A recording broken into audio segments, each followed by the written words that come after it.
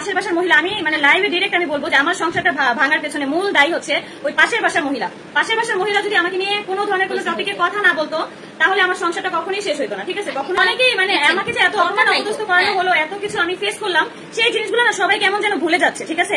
এই যে একটা মহিলা আমাকে নিয়ে এত কথা বললো, এত কিছু বললো, এই জিনিসগুলো আপু আপনারা কিভাবে ভুলে যান? আমি তো ভুলতে পারবো না, মৃত্যুর আগ পর্যন্ত এই কথাগুলো আমার এই মনের মধ্যে থাকবে, ঠিক আছে? মানে সবসময় থাকবে, যার জন্য আমার সংসার ভাঙছে, সবকিছু আমার A to Z আমার সবকিছু মনে থাকবে। ইসলামেও জায়েজ না কি? ইসলাম মেনে ভুল করবেন না আপু, এটাই তো, এটা এখন বললেই তো আর কারোর সাথে মানে যার সাথে একবার ডিভোর্স হয়ে যায় সে যদি আবার নিতেও চায়, সেখানে ইসলামের মধ্যে অনেক মানে নিয়ম কানুন আছে, ঠিক আছে? অনেক ঝামেলা আছে। আর আমি যেখানে সংসার করবো না সেখান থেকে আমি যেহেতু এত কষ্ট পেয়ে চলে আসছি, সেখানে যাওয়ার কোনো মানেই হয় না আপু।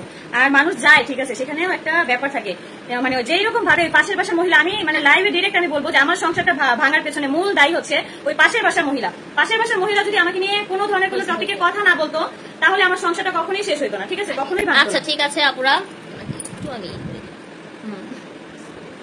তো যাই হোক, পার্সোনাল টপিকে আমি আর কোনো কথা বলতে চাই না। অনেক আপুরাই আমাকে রিসেন্ট অনেক কমেন্ট করতেছে যে আবার এক হয়ে যাও, আবার ইয়াজ হয়ে যাও, কিন্তু এত অপমান অপদস্থ হওয়ার পরেও কখনোই আমি ওইখানে আর ফিরে যাবো না, কোনোদিনও না, আমার পক্ষে কোনোদিনও সম্ভব না। আপনারা অনেক কমেন্ট করেন, আপনাদের কমেন্টে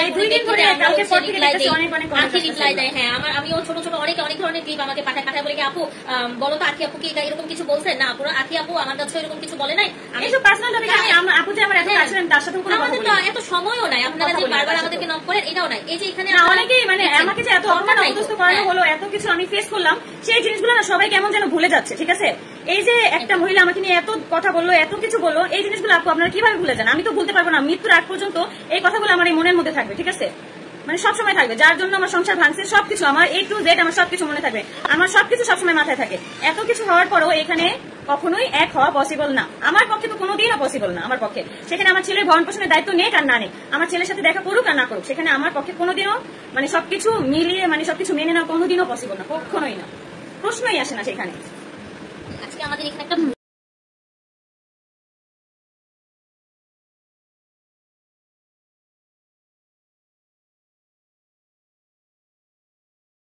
রাখি লাইভে এসে সরাসরি বললেন পাশের বাসার বাবির জন্যই আমার সংসার ভাঙছে, আর পাশের বাসার বাবির কুটনামির জন্যই তিশা কিন্তু আমাকে তাড়িয়ে দিয়েছে, শুধুমাত্র পাশের বাসার বাবির জন্যই আমার আহাদের সাথে সংসারটা করা হলো না, আর আহাদেরকে কখনোই আমি আবার দ্বিতীয়বারের মতো বিয়ে করব না। একবার যে ভুলটা করেছি দ্বিতীয়বারের মতো আর কখনোই এই ভুলটা করতে যাব না, যার জন্য আমার এত কিছু হয়েছে। যে মহিলা আমাকে এত কিছু বলেছে, এত খারাপ কথা বলেছে, আমি কখনোই বলে যাব না, আর কোনোদিন কিন্তু এই সংসারে ফিরেও যাব না।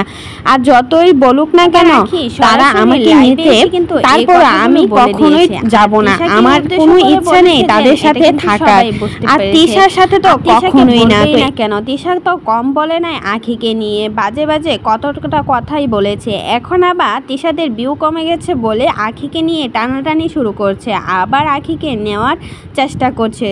তো এই বিষয়ে কিন্তু আখি কখনোই না যাওয়ার মতেই দিয়েছে। এই বিষয়ে যদি আপনাদের কোনো মতামত থাকে অবশ্যই কিন্তু কমেন্ট বক্সে কমেন্টে জানাতে পারেন।